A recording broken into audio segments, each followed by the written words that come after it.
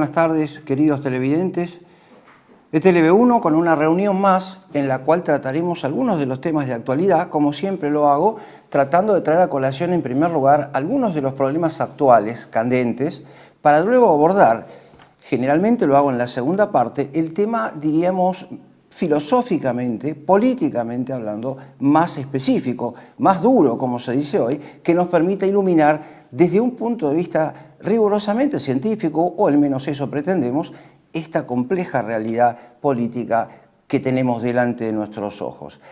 Nuestro programa sale cada 15 días, vengo ofreciéndoles una síntesis de estos grandes temas, pero ocurren a una velocidad tan importante que a veces nos sobrepasa inclusive en cuanto a los límites del tiempo que tenemos disponible para este programa, para que ustedes puedan comprender y después discutir en sus grupos más próximos cuanto hemos dicho aquí. Dicho sea de paso, también quiero aprovechar para agradecerles profundamente esa enorme participación que todos han tenido a propósito de mi último programa, donde vinculé la postulación de distintas concepciones del sionismo, no apenas aquella meramente histórica, sino fundamentalmente la otra universalista y mesiánica, que es connatural al hebraísmo, al judaísmo de nuestros días, pero no solamente a este, sino también en tiempos anteriores. Esto no es una opinión rigurosamente gratuita ni personal, sino que está abonada por los textos de los propios rabinos que enseñan y que han enseñado estas cosas. Vale la pena siempre subrayarlo. Digo entonces, los acontecimientos se producen a gran velocidad. En esta primera parte me propongo ofrecerles 3 grandes capítulos y una presentación, apenas una mención de los símbolos de esta cuarta revolución industrial que todos, con mayor o menor capacidad de percepción, hemos tenido a nuestra vista con ocasión de los últimos acontecimientos deportivos, especialmente aquel que nos convoca más en lo inmediato, que es la Copa América con el triunfo de la selección argentina. Decía yo entonces, en primer lugar, 4 grandes temas, este último de carácter simbólico. El primero de ellos, diría yo, la cuarta revolución industrial de la que hemos hablado, aquella que pretende lograr la síntesis del medio ambiente como una cosmología inmanentista, con toda la vida que se desarrolla en el planeta, animal, vegetal y humana, todo esto referente a una síntesis que pueda ser reencauzable, redirigible y reconstruible desde las computadoras. Esto era básicamente la cuarta revolución industrial. Digo ahora, a propósito de estos acontecimientos, que la cuarta revolución industrial se encuentra en pleno desarrollo en nuestros días, a pesar de que esté ausente en nuestros discursos públicos, en nuestras conversaciones políticas de la vida cotidiana. Estamos envueltos en lo meramente coyuntural y epifenoménico, pero está pasando inadvertido el tema de fondo, que es el tema de la cuarta revolución industrial. Dicho sea de paso, traducción de esa intención dominante y universalista de la que hablé en el programa anterior. ¿Cuáles son los grandes capítulos que abonan este parecer mío que les ofrezco a modo introductorio?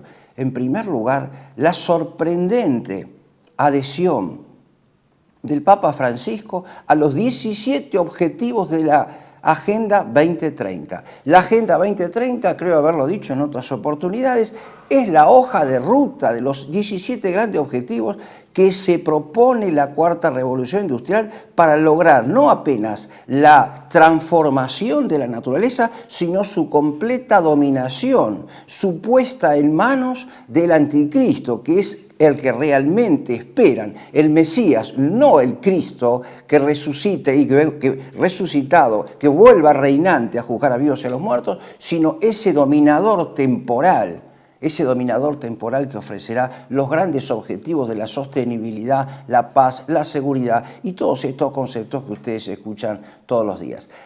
No apenas esto, no apenas esta sorprendente adhesión del Papa Francisco, que revela ante nuestros ojos una verdad patética a la cual tal vez no nos hemos enfrentado nunca como en los tiempos actuales. No podemos pensar que realmente el sucesor de San Pedro sea este y la misma persona que adhiere a 17 objetivos cuyo propósito explícito es liquidar el orden de la creación. Esto es algo que roza la fantasía, pero que es una triste, penosa, dolorosa realidad que hoy más que nunca tenemos ante nuestros ojos. Por otra parte, las Naciones Unidas acaban de justificar, de decir expresamente, con la misma claridad del Papa Francisco, quien trabaja codo a codo con ellos y con las élites globalistas, acaba de postular la necesidad de constituir un gobierno mundial. Esto es algo que yo advertí ya en otras oportunidades, haciendo referencia a un viejo libro, no tan viejo, de la década del 80, principios del año 90, que leí cuando tuve ocasión de estar la última vez en Alemania, de Otfried Höfe, que mostraba que la globalización tiene sentido a partir del surgimiento de grandes problemas, el problema climático, el problema sanitario, el problema de la seguridad cibernética que traspasa los límites del Estado-Nación. Justamente con el auge de estos grandes asuntos viene a justificarse como lógica solución la instauración de un gobierno mundial. Y es lo que acaba de decir Naciones Unidas. Nadie ha contestado esto. Más aún, el presidente Javier Milei acaba de participar, y esto ha sido algo que salió en los medios, de lo que se ha hablado poco y se ha meditado menos. Acaba, reitero, de participar con la plana mayor, si se quiere también la segunda línea, del Club Bilderberg, que reúne a las grandes oligarquías elitistas que han llevado adelante este proceso de transformación del hombre a la más vil esclavitud en lo que se llama el Gran Reseteo y el Nuevo Orden Mundial. Se ha reunido en viaje privado, en un avión privado, con el llamado Sun Valley, que es así como una colonia de vacaciones, donde se reúnen los grandes representantes de lo que se ha dado en llamar hoy el Estado profundo.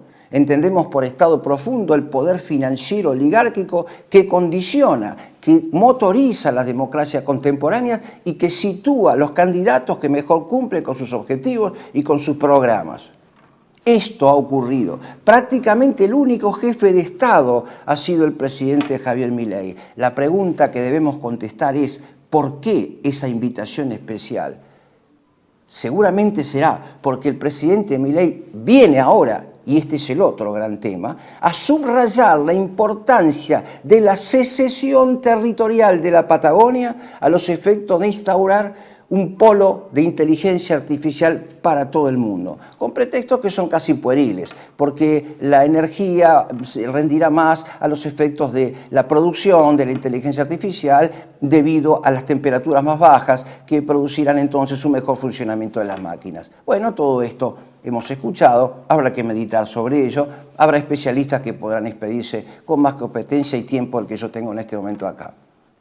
Estos grandes temas, insisto, la postulación de un gobierno mundial por parte de las Naciones Unidas, la adhesión explícita del Papa Francisco a los 17 grandes objetivos de la Agenda 2030, dicho sea de paso, entre los que figura, si mal no recuerdo, el objetivo número 11, la instauración de esas cárceles a cielo abierto que se denominan ciudades de 15 minutos y cuyo ciudadano, ese ciudadano tecnológico, es el modelo del transhumanismo, es el ideal del hombre convertido, precisamente, reducido al software de una computadora. Es eso de lo que nos hablaba también el presidente Milei en algún momento durante su campaña, cuando nos proponía realizar ese salto a la singularidad, este gran tema que le preocupa, dicho sea de paso, que aprende en California, de la mano de un autor que habré de citar un poco más adelante, creo que en la segunda parte, según cómo viene nuestro desarrollo, que es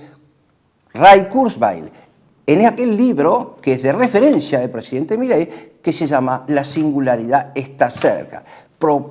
Digamos, para decirlo de alguna manera, que es una propedéutica de las más grandes aberraciones que se pudieran haber pensado para tergiversar la naturaleza, la fisiología, la biología y además para liquidar del horizonte de la persona humana la trascendencia, el nombre de Dios y aún la inteligencia participada por Dios en la persona humana. Bueno, estos grandes temas ponen de manifiesto, están a la vista de todos, que el proceso de la cuarta revolución industrial parece irreversible. Opera como lo que ellos mismos llaman un gran disruptor. Esa obligación de quebrar el curso lógico de la historia para imponer coercitivamente la voluntad de una ley dominante. Insisto, la instauración de un gobierno mundial con el apoyo explícito y aún más con la fundamentación pseudo-teológica que le ofrece Jorge Mario Bergoglio, con la participación del presidente Milei en el Club Bilderberg, en las vacaciones, en la reunión de vacaciones en el Sun Valley, dicho sea de paso, en California, gran centro de poder de las élites mundiales, junto con Massachusetts, que es la sede de aquel lugar científico por donde han pasado celebérrimos nombres de estos científicos destructores del orden de la creación. Hablo con ello del propio Ray Kurzweil, hablo también de John Rawls y, por qué no decir, del propio presidente Milei, quien disertó en California a propósito de estas grandes cuestiones. El otro tema es algo que hemos vivido y sufrido no apenas hace unos días, sino también hace pocos años atrás. Esto es historia cotidiana inclusive. Me refiero al gran concepto de la interconectividad, que es inherente a la cuarta revolución industrial. Si hay algo que caracteriza esta síntesis entre elementos, digo, el medio ambiente, la vida sobre el planeta y las máquinas, es la interconectividad. Se nos pretende demostrar que las catástrofes climáticas, que además los problemas sanitarios que producen catástrofes económicas y sanitarias, y además el comportamiento del hombre que daña su medio ambiente en lugar de servirse de él, este es el guión de los psicópatas de la cuarta revolución industrial. Estos elementos dinamizan un proceso que justifica una interconectividad sometida a una inteligencia única, la inteligencia artificial, en manos de un gobierno mundial que justamente es el que acaba de proponer las Naciones Unidas. Esta interconectividad, concepto que se sitúa en el gran concepto de cuarta revolución industrial, tiene otro elemento que está dentro suyo, que lo conduce, que nos orienta hacia esa interconectividad. Y es el concepto de transición energética. El diario La Nación de hoy, para quienes quieran buscarlo, prácticamente en una de sus últimas páginas, muestra un capítulo editorial donde se trata acerca de la necesidad urgente de avanzar en los términos de una transición energética para que todo sea eléctrico. Esto no es algo que ha inventado la nación en el día de hoy, tampoco es un invento traído de los pelos, está prescripto, está pensado, sistemáticamente articulado en aquel libro titulado La Cuarta Revolución Industrial que escribió su autor, el señor Klaus Schwab, presidente del Foro Económico Mundial, al cual está filiado explícitamente el presidente Javier Milei. Estos elementos de juicio, insisto, muestran ahora su cara más radical. Hemos vivido un gran apagón en estos días. Se nos ha demostrado, y esto ha salido en los diarios también, ocupando hasta 3 y 4 páginas, el gran apagón, que no tiene explicación, como tampoco la tuvo esta enfermedad a la que se ha dado en llamar pandemia, tampoco la tuvo. Conocemos efectos, pero no responsables. Este gran apagón, se nos insiste también a través de los medios, ha demostrado cómo el mundo puede quedar paralizado en pocos segundos a partir apenas de un software. Esto es una demostración de fuerza, queridos televidentes. Se nos está diciendo, somos capaces de esto, somos capaces de esto. Si tuviéramos que completar todavía el cuadro, podríamos decir que justamente Jorge Mario Bergoglio, al que difícilmente podamos seguir llamando el sumo pontífice, el soberano pontífice o el papa, difícilmente, sin contradicción, por parte de un católico que apenas conozca el catecismo. Digo, este señor Jorge Mario Bergoglio acaba de hacer un llamado que cuando comencé a leerlo, bueno, me dio la impresión de que podíamos hasta coincidir. Estamos en vísperas de tiempos apocalípticos, va a decir Jorge Bergoglio. ¿Pero por qué? Porque si los científicos no operan mediante una ingeniería climática adecuada, Vamos a vivir momentos apocalípticos precisamente por los desastres climáticos, ni más ni menos que el guión de la Cuarta Revolución Industrial. Decía entonces, estos grandes elementos, estos grandes componentes de la situación actual, se encuentran ahora dinamizados por esta interconectividad también veloz. Uno de los grandes temas, características salientes de la Cuarta Revolución Industrial, la interconectividad, la velocidad y la profundidad a la que se pretende con las transformaciones. Profundidad que, como he dicho en otras oportunidades, alcanza hasta la pregunta antropológica por excelencia, a saber qué es el hombre, quién es el hombre, qué significa ser humano. Estos grandes temas han sido ahora también afectados por otro disruptor. Esta palabra disruptor la encuentran, como acabo de definirla, como ese elemento lógico, ese elemento que rompe con el curso cronológico de los acontecimientos históricos para imponer la situación que las grandes élites se pretenden configurar para justificar la instauración de este gran reseteo y del nuevo orden mundial. Decía entonces, este elemento nuevo es el elemento sanitario. El presidente Joe Biden, sobre pocos problemas de salud que tenía, fue afectado por el virus omnipresente, omnipotente, el virus, el patógeno que tiene los atributos divinos, podríamos decir, ¿no? Fue afectado por este patógeno invisible, siempre presente, que siempre mata y para el cual nunca hay remedio. Todo esto, queridos televidentes, ha sido incluso involucrado en una presentación deportiva. Han visto ustedes la Copa América y la Copa Europea casi en simultáneo. Observen cuando quieran recordar algunos de los pasajes, jugadas más importantes, de los actores, de los jugadores que más preferimos, que nos gusta ver en el fútbol local e internacional, que cada jugada importante quedaba repetida y cerrada con el logotipo de la Agenda 2030, a la que Jorge Mario Bergoglio acaba de denominar el faro del futuro para los católicos. Al título que hemos propuesto para nuestro programa de hoy, cabe preguntarse si es católico verdaderamente aquel que ve en esos objetivos destructores de la naturaleza en su totalidad, pero de la naturaleza humana en particular, un foro del futuro. Habría que preguntarse si es realmente católico el que hoy aún continúa apoyando, por lo menos cuantos sus opiniones, sus conductas, este progreso infernal de la Cuarta Revolución Industrial. El camino, como he dicho en la presentación del último programa, el camino que se ha elegido para esta Cuarta Revolución Industrial ahora es el camino de las nuevas derechas.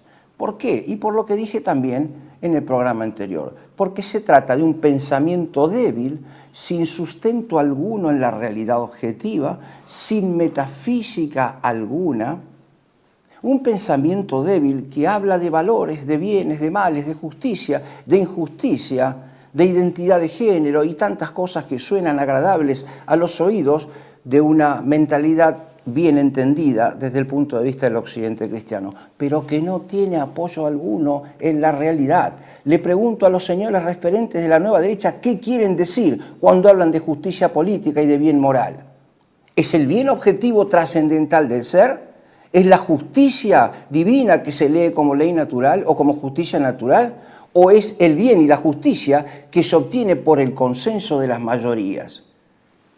A la ausencia de referencia metafísica de estos conceptos solo cabe la segunda respuesta. Se trata de una nueva derecha engañosa que en verdad, como bien lo dice uno de sus referentes, Agustín Laje, se define como nueva derecha libertaria, lo que es exactamente lo mismo que definir un helado caliente. Una contradicción en los términos y también en la realidad histórica política. Y he tomado también el nombre, como ustedes lo ven en la presentación del programa, el nombre y la figura de John Locke, porque entiendo que es el padre del liberalismo político que también inspira el pensamiento libertario. Y el título rememora un viejo libro cuya lectura recomiendo, que es el libro de Sardá y Salvani, cuyo título es El liberalismo es pecado. Y hemos elegido aquí como título para el programa de hoy, cuya primera parte estaría más o menos como redondeada con lo que vengo diciendo, digo, he elegido ese nombre, el libertarianismo es pecado, no solo el liberalismo, sino también el libertarianismo. ¿Por qué justamente la figura de John Locke? Porque John Locke es el autor del siglo XVII de los grandes matemáticos. Porque el siglo XVII, el siglo de las matemáticas, es el siglo que ofrece una matemática sin metafísica, como la moral de la nueva derecha, que dio lugar a la revolución física, a la revolución de la química de los siglos posteriores y a la revolución de la bioingeniería que vivimos en el siglo XXI. Esto es una exacta reproducción de la tesis del señor Klaus Barbie.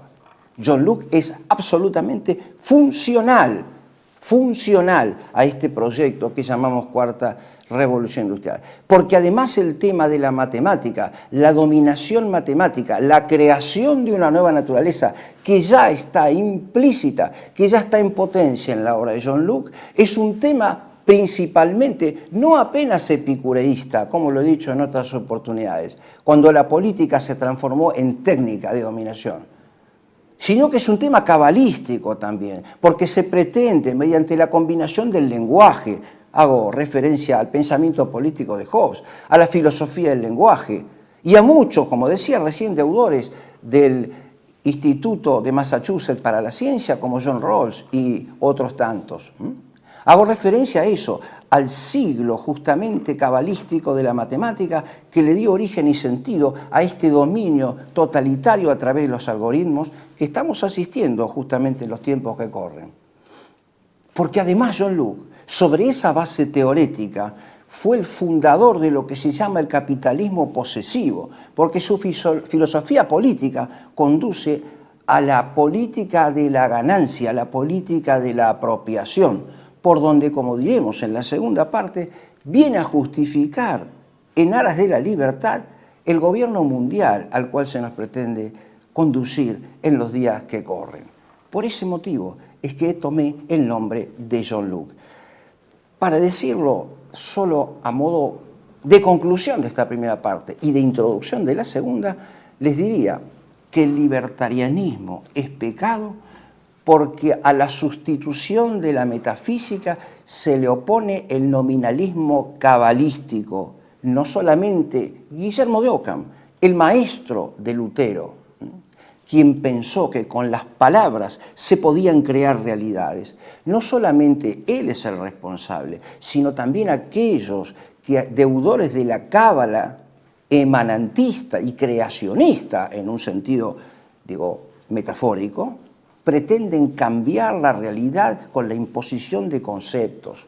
Pretenden fundar el poder omnipotente de Dios creador en la persona humana, pero en la persona de pocos hombres, de las élites que se apropian justamente de los recursos tecnológicos y del capital financiero, como lo enseña John Locke. Digo entonces porque con su sustitución de la metafísica por el nominalismo cabalista arrasa con el orden de la creación. Hasta el hombre mismo es objeto de manipulación con tal de lograr esto, el bienestar en el aquí y en el ahora, no el bien trascendente, con el objeto de lograr la dominación y la maximización de esa dominación tecnológica y también para lograr ese gran objetivo que es la ganancia. Y también la vida sin dolores, la vida placentera. Hemos leído también a propósito de esto, en los diarios de los últimos días, en las noticias un poco más categorizadas, que habría sido ya creado el primer hombre de probeta que no va a morir nunca o que va a haber borrado el rasgo del pecado original. Bueno, una auténtica locura que el tiempo se encargará de poner blanco sobre negro. En pocas palabras decía, para cerrar esta primera parte, he elegido la figura de John Locke para mostrar de quién es deudor el proyecto de Javier Milei. ¿De quién es deudor el proyecto de esta nueva derecha que se califica a sí misma como libertaria? Si lo saben, sabrán que estoy diciendo exactamente lo que es correcto. Y si no lo saben, tendrán que aprenderlo. La antropología filosófica de John Locke es la antropología del hombre instintivo, no del hombre reflexivo. Su ética filosófica es la ética del hedonismo, del placer y del dolor, como habré de decirlo en la segunda parte. Su filosofía política es la filosofía política del capitalismo posesivo, de la apropiación, de la ganancia. Y su metafísica reduce la sustancia a puro fenómeno. Nunca el hombre trascenderá la realidad visible por el sentido exterior para llegar a la esencia, a la sustancia de las cosas, sino que solamente se quedará con las impresiones sensibles que producen en él una reacción puramente instintiva. ¿Qué cosa es? Sino lo que vemos en nuestros jóvenes delante de las computadoras, meras reacciones instintivas, incluso en nuestra conducta cotidiana. Creo que de esta manera podemos redondear la primera parte y dar lugar a una exposición un poquito más ordenada, sistemática, del pensamiento en particular de John Locke, donde ustedes verán con mayor claridad los grandes temas que nos preocupan en el día de hoy.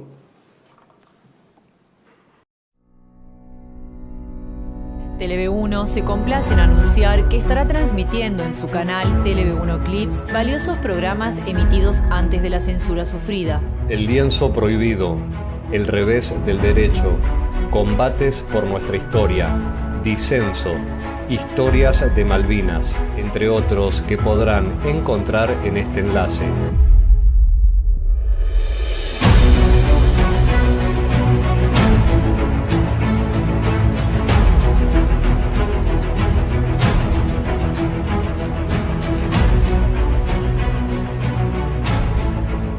Agradecemos su aprovechamiento y difusión.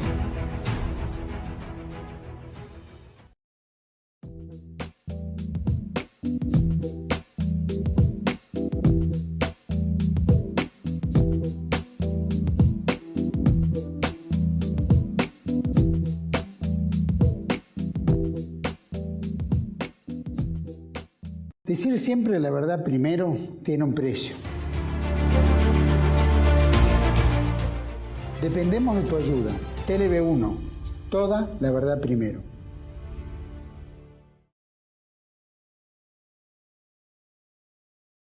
Continuamos entonces en esta segunda parte ya centrando nuestra atención, subrayando nuestra atención sobre el pensamiento de John Locke. Y me ha parecido oportuno hacerlo de dos maneras. En primer lugar, comprendo que la audiencia no es una audiencia que detenga su atención todos los días en los estudios de la filosofía política y por eso me ha parecido oportuno mostrarles esquemáticamente, con la mayor simpleza posible, este pensamiento del autor elegido para el día de hoy. Formularé después algunas reflexiones sobre el pensamiento de Locke desde el punto de vista histórico, porque ahí verán ustedes los grandes temas que nos preocupan hoy, los grandes temas del globalismo. ¿Qué es? ¿Cómo se articula este gobierno mundial? Al que hice referencia en la primera parte. ¿Qué en verdad nos propone Jorge Mario Bergoglio cuando nos habla de los objetivos sostenibles, sustentables, de una vida tranquila, una vida en paz? ¿Qué nos propone Bergoglio cuando habla de esas cosas? Y habrá que verlo a partir entonces de esta filosofía de John Locke. Para decirlo en pocas palabras, creo que quien desee abordar la filosofía de John Locke deberá primero conocer su teoría del conocimiento. ¿Qué cosa, cómo se realiza el acto del conocimiento en un autor como John Locke? John Locke es un empirista, es un autor propiamente del empirismo. Nosotros decimos, desde el punto de vista de la metafísica de la sustancia, de una metafísica trascendente, de una metafísica que es la traducción racional del orden de la creación, que el acto del conocimiento, al que llamamos gnosiología, gnosis, en un sentido estricto, no de la que hablé en el programa anterior, esa gnosiología se define como la unidad espiritual íntima entre el intelecto humano y la esencia de las cosas. La verdad es la adecuación del intelecto y de la cosa. Esto es lo que significa el peso específico que tiene el axioma formulado por Tomás de Aquino en las cuestiones acerca de la verdad. Para John Locke y para la modernidad en general, los objetos de conocimiento, los que tenemos delante de nuestra realidad cotidiana, no son más que pura materialidad, de la cual emergen ciertos efluvios en la literatura epicureísta, democritia, de la que hice referencia en otras oportunidades, digo, unos efluvios que se mueven a gran velocidad, una realidad atómica que se mueve a una gran velocidad y que impacta sobre nuestros sentidos exteriores. Pongamos por caso la vista, el oído, el tacto. Jean-Luc da especial atención, pone especial énfasis en el tacto. Solo por el tacto sabemos lo que es rugoso y lo que es suave. Pero esa impresión que nos producen los efluvios, esas pequeñas partículas atómicas sobre los sentidos, operan, sigo en esto puntualmente a Jean-Luc, en su tratado sobre el conocimiento humano, ensayos sobre el conocimiento humano, tensan de tal manera o dilatan de tal manera nuestro sistema nervioso que operando así sobre el corazón producen en nosotros sensaciones de placer o de dolor. ¿Recuerden ustedes cuando lamentablemente en la experiencia de la vida nos enteramos de alguien que ha sufrido un infarto? Normalmente está esto precedido por una situación de angustia, de dolor, de tristeza. Bueno, un poco esto es a lo que Luc va a hacer referencia. El problema es que el acto del conocimiento termina para Jean-Luc en esta mera recepción sensorial que genera en nosotros sensaciones de placer y dolor. Luego, esas sensaciones refluyen sobre el objeto exterior, adextra, fuera de la persona, como motores de nuestra vida moral y de nuestra vida política. Todo cuanto actuamos en el plano de la moral personal, familiar o política está motorizado por sensaciones de dolor o de placer. Vean ustedes, si no es uno de los grandes temas de la actualidad. No pretende la propaganda política afectar esas sensaciones de placer y dolor para conducir nuestras voluntades detrás de uno u otro de los grandes candidatos propuestos por el Estado profundo que paga y financia esa propaganda política. Bueno, el origen está aquí, en esta teoría del conocimiento, que hoy tiene el rótulo de Jean-Luc, pero que recorre todo el arco del pensamiento moderno. Digo, esta es la teoría del conocimiento de Jean-Luc. El hombre puramente instintivo, la antropología del instinto a la que me refería al final de la primera parte. El hombre vive en un estado de naturaleza en el cual posee una libertad plena e ilimitada. Aquí Luc introduce un argumento teológico. Dios le ha dado a los hombres todos los bienes de la tierra para que usen de ellos, pero sin dañarlos. Observen aquí cómo nuestro autor encuentra el germen del ecologismo actual, pero sin dañarlos. Les pido que subrayen y retengan este tramo de la exposición del pensamiento de Jean-Luc.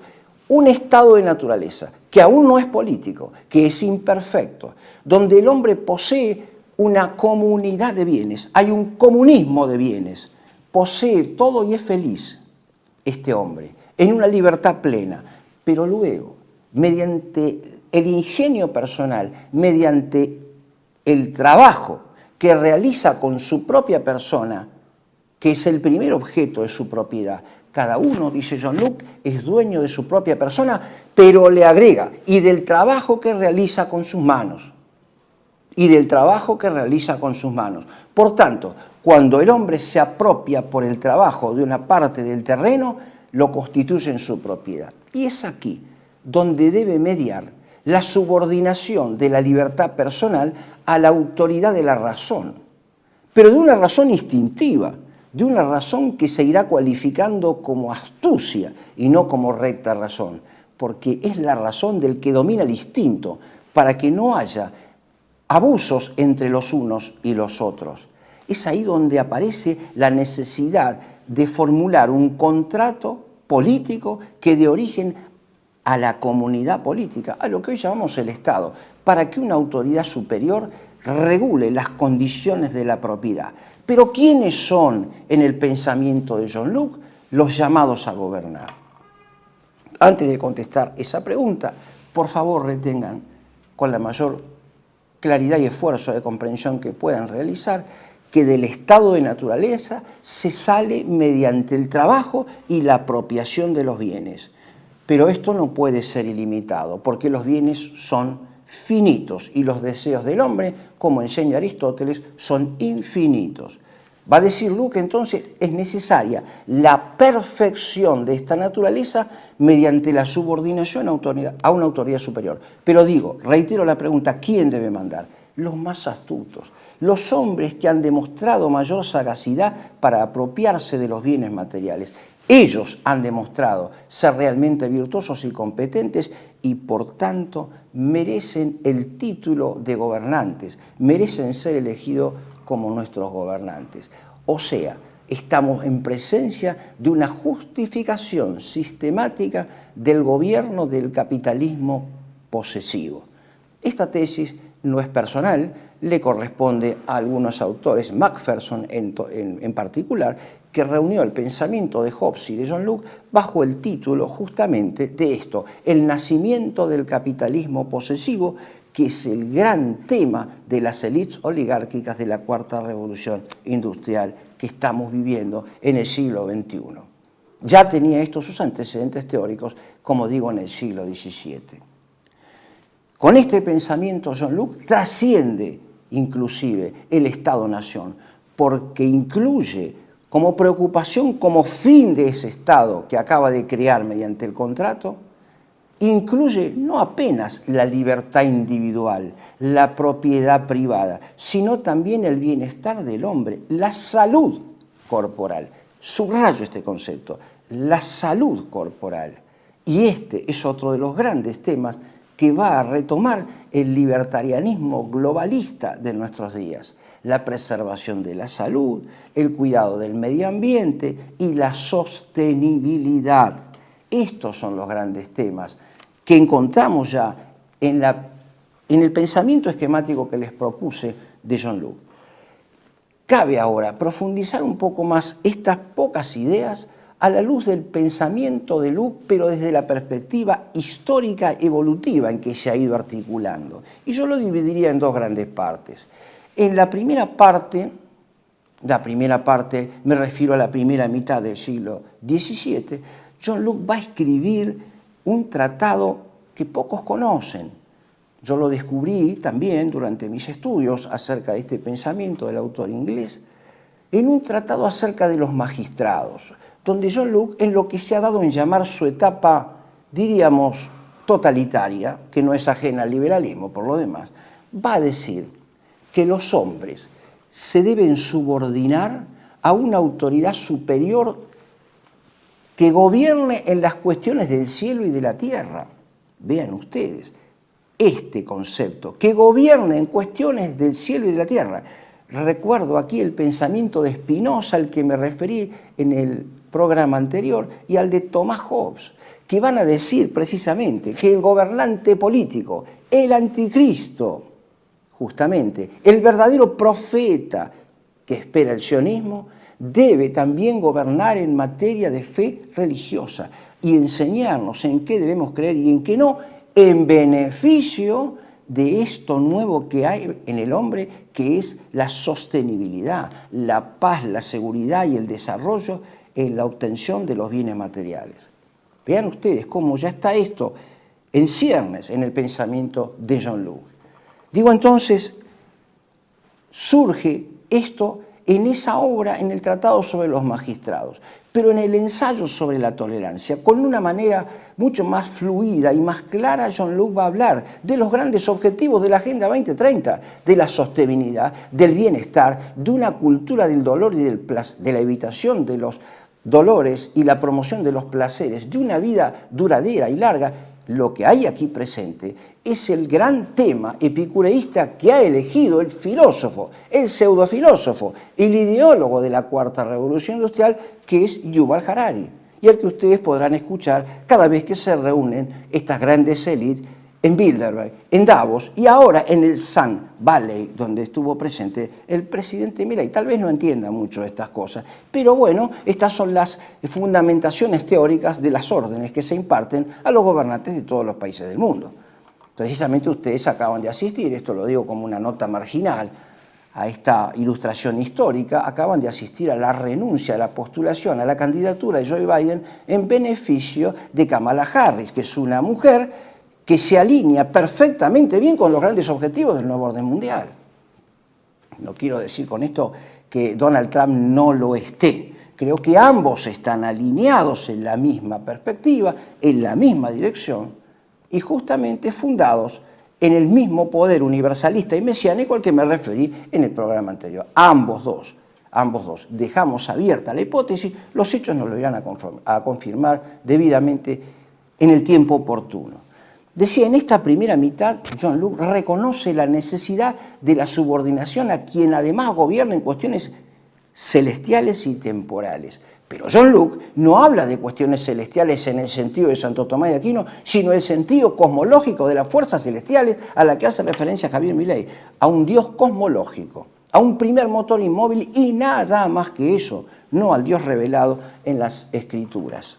Esto es fundamentalmente importante no perderlo de vista. En una segunda etapa de su pensamiento, va a proponer ese gran concepto de la teoría del Estado moderna y contemporánea, que es lo que en alemán se titula el Gewaltenteilung, la división de poderes. La división de poderes no es más que una aberración metafísica, porque no puede haber un Estado con varias cabezas. No puede haber el Estado con varias cabezas en el pensamiento de un autor político contemporáneo como fue Helmut Kuhn en Alemania, no es más que una hidra, un monstruo. Pero pongamos por caso, el Gewaltenteilung, la división de poderes, es exactamente esto donde se traduce el atomismo epicureísta de John Locke. Los poderes se balancean mecánicamente unos con los otros para evitar excesos de poder y para garantizar la libertad de los ciudadanos. Parece un fin loable, pero hay que retomar un concepto al que hice referencia al final de la primera parte, el concepto central de capitalismo posesivo. Ese capitalismo posesivo se podría definir mirando el pensamiento de John Locke, que pude describir hasta ahora, en dos etapas. En lo que llamamos el capitalismo concurrencial, donde los hombres buscan por el arte humano, por el trabajo y la apropiación, los bienes que son necesarios para cumplir un mandato divino, tomar lo que se les ha dado a todos en común, tomar de ese comunismo originario tan solo lo que necesitan para la supervivencia. Ese sería el modelo adecuado para ilustrar lo que estoy diciendo en esta etapa, el capitalismo concurrencial. Pero cuando logramos entonces reducir las operaciones humanas a la sagacidad, a aquel gobernante político que ha demostrado ser el más hábil en obtener las ganancias, y por tanto a él nos subordinamos para perfeccionar nuestras libertades individuales, damos origen al capitalismo monopólico, pero es el que ustedes ven también a diario. Ven que se pone en funcionamiento una empresa, un negocio tal por cual, y después hay fusiones, hay unidades, hay formaciones de trust, de cártel, de holdings, de unicornios, como se los llama hoy, que liquidan la empresa mediana, pequeña y la empresa privada, digámoslo con pocas palabras. Ese es el capitalismo concurrencial. Ese capitalismo concurrencial está señalando el paso del liberalismo de Locke a la más rajante formulación económica del totalitarismo. Ahí es donde tiene lugar aquella famosa expresión: seréis felices y no tendráis nada, porque todo estará en manos del sagaz que demostró ser el más capaz de apropiarse de todos y ofrecernos no apenas la autosustentabilidad, sino la paz, la tranquilidad y la concordia entre cada uno de los que integran el Estado. Esta división de poderes se ve entonces afectada por lo que se llama el capitalismo monopólico y también por el capital concurrencial, por el capitalismo concurrencial. ¿Por qué? Porque los candidatos son elegidos, son promovidos y son financiados en las democracias contemporáneas, como lo dije, con el dinero de las empresas privadas a las que hoy se les llama el Estado profundo. Entonces, esa división de poderes, esa hipotética intención de controlar por balanceos una cierta regularidad o natural, espontánea de la naturaleza, digo, valga la redundancia, es una mera ficción, es el dominio, la legitimación del dominio del capital financiero que hoy llamamos, de reitero, el Estado profundo. A eso se va a referir Jean-Luc cuando habla de la división de poderes, el gran tema que ocupa la teoría del Estado moderno y contemporáneo. De esta manera pueden ver ustedes cómo a partir de argumentos teológicos Jean-Luc nos va llevando de la mano a la comprensión de problemas actuales.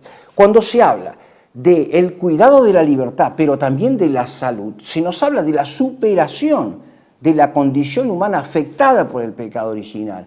Por lo tanto, se abre con esto también la puerta, se abre la ventana de la transformación incluso fisiológica de la persona humana, como explícitamente lo ha propuesto el presidente Milei cuando, digo, tomando un fragmento de mi primera parte, hace referencia al modelo de la singularidad, cuyo lugar de referencia es también California. Es también California, ese gran centro de poder tecnológico en Estados Unidos. La singularidad le permite al hombre un salto cualitativo y superador en su naturaleza de la huella del pecado original. Pretende convertirlo en un Dios inmortal, pretende rodearlo de atributos hasta divinos, pero insisto, dependientes siempre de una fusión respecto a una autoridad superior en el cielo y en la tierra, que es humana, tomando las palabras de Nietzsche, demasiado humana, demasiado humana. A esto nos conduce entonces el pensamiento de un autor como Jean-Luc. Verán ustedes de qué manera el producto que llamamos hoy Cuarta Revolución Industrial ha sido generado en el curso de los siglos. No es algo que apareció por generación espontánea, es algo que ha venido siendo preparado por el mismo poder oculto que pretende esto, la reformulación del mundo a partir de la dominación, de la matemática, de esa articulación del ingenio humano para no apenas corregir el pecado original, sino la totalidad del orden de la creación. Por eso digo que el libertarianismo, deudor de estas ideas, es también pecado, porque se propone justamente la corrección de la creación de Dios.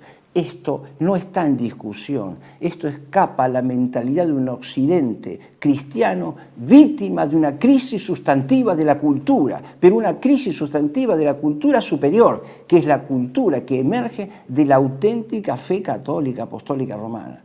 Y el primer víctima de esa crisis sustantiva de la cultura y su primer promotor es actualmente Jorge Mario Bergoglio, por lo que dije en la primera parte. Podemos ir acercándonos, redondear estos elementos de juicio en algunas conclusiones, en algunas breves conclusiones. Decimos entonces, volviendo al título, porque este es el objeto de estas reflexiones, que el libertarianismo es pecado. ¿Y por qué lo es? Y lo es precisamente porque se propone la liquidación del orden querido por Dios en la persona humana y en el todo de la naturaleza. No me canso de reiterarlo porque es un concepto central. Aquel libro al que hice referencia, El liberalismo es pecado, se introduce con unas reflexiones por demás interesantes y actuales para nosotros hoy. Ahora me refiero precisamente a la impugnación de ese camino que ha elegido en el mundo entero el nuevo orden mundial, a la llamada nueva derecha, que no solamente existe aquí en nuestro país, sino en el mundo. Es muy probable que Donald Trump sea el nuevo presidente de Estados Unidos. Es muy probable que su esquema, muy parecido al nuestro, con un vicepresidente también joven y católico, pueda operar como colectora de la última reserva del occidente cristiano en abono de este proyecto anticristiano, valga la paradoja, que es el llamado nuevo orden mundial. Ese libro parte con estas reflexiones, es un pequeño libro de bolsillo que ustedes pueden leer, El liberalismo es pecado. Muestra cómo el ejército de Cristo creador, juez y providente, ese ejército ha contado siempre con hombres que han sabido martillar sobre hierro caliente. ¿Y qué es el hierro caliente para nosotros? Es la preocupación, es el llamado, es la vocación patriótica y cristiana, auténticamente cristológica, para resolver los problemas más candentes de nuestro tiempo. Entonces, las conclusiones, sea el mensaje para los jóvenes que, como dije, probablemente inconscientes de esta orientación última de la nueva derecha, que se desliza en superficie de derecha a izquierda para conducirnos literalmente al globalismo que propone hoy el presidente Milei, para que estos jóvenes no se dejen engañar y despierten del sueño que les han prometido. Es necesario que se alineen, que se pongan en la vocación del problema candente de nuestro tiempo, que no se dejen entretener con el placebo de un pasado histórico glorioso inclusive. Los escucho año a año hablar de las enormes batallas de nuestro pasado, de la guerra de las Malvinas. Nadie descalifica esto, sino que además lo subrayamos como un paradigma. Pero ese no es el problema actual. Si seguimos mirando ese pasado glorioso, desatendiendo el presente acuciante, el que golpea en la puerta de nuestra vocación cristiana antes que patriótica, cristiana y después patriótica, si seguimos mirando ese placebo, habríamos operado como aquel irresponsable que mientras están asaltando su casa sigue mirando televisión, sigue mirando una película de época con su familia y deja las puertas abiertas para que los ladrones desbasten su patrimonio. Digo, entonces sea este un llamado para esta nueva derecha, porque desde que esta nueva derecha se alinea y se autodefine como libertaria, ella también es susceptible de ser categorizada, como lo pretendo con el título de mi exposición del día de hoy. El liberalismo es pecado, el libertarianismo es pecado, pero también la nueva derecha lo es desde que es engañosa e hipócrita y conduce a los fines del globalismo. Actúan como los sofistas, no los muchachos jóvenes que lo siguen, sino los promotores de estos grandes movimientos, que actúan como los sofistas, que actúan como esas prostitutas del saber, manipulando, mezclando conceptos que desconocen.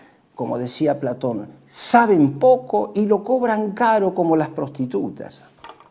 Eso es lo que están haciendo con nuestra juventud, que mayoritariamente, retomando el impulso de la nueva era, del New Age, está cansada de la llamada casta política, sin advertir que esta es también una casta política, oligárquica y tecnológica. Para mejor comprender todo esto, podrían ustedes también leer en algún momento que tuviesen ese tiempo suficiente, que hoy es tiempo apremiante para todas las urgencias, la obra de Robert Michels, donde se explica la sociología de los partidos políticos. Van a ver ustedes ahí esa tesis central, a saber, el movimiento de las oligarquías en la constitución de los partidos políticos. Estos candidatos se hacen elegir y se olvidan de los postulados y de las promesas que le hicieron a sus electores. Y esto lo están viendo ustedes hoy. Se vio en el desfile del 9 de julio. A nuestro presidente y la vicepresidenta subidas arriba de un tanque. ¿Para qué? ¿Cuál es la batalla que están librando? La batalla de la liquidación del Estado Nacional. Por favor, vamos a poner ahora en pantalla para que ustedes puedan profundizar con lo que de alguna manera he podido ofrecerles en el día de hoy, algo que ya hemos visto antes. ¿Qué significa ser el topo del Estado?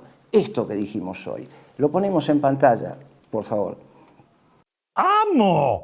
¡Amo ser el tope adentro del Estado! Soy el que destruye el Estado desde adentro. Es como estar infiltrado en las filas enemigas. Es decir, la reforma del Estado la tiene que hacer alguien que odie el Estado. Y yo odio tanto al Estado que estoy dispuesto a soportar todo este tipo de mentiras, calumnias, injurias, tanto sobre mi persona como mis seres más queridos, que son mi hermana y mis perros y mis padres, con tal de destruir al Estado. Podríamos decir, para terminar, algo que nos afecta a todos también en el día a día. Ha reflotado el tema de la posibilidad de someter a las leyes del mercado el tráfico y la venta de órganos de personas humanas.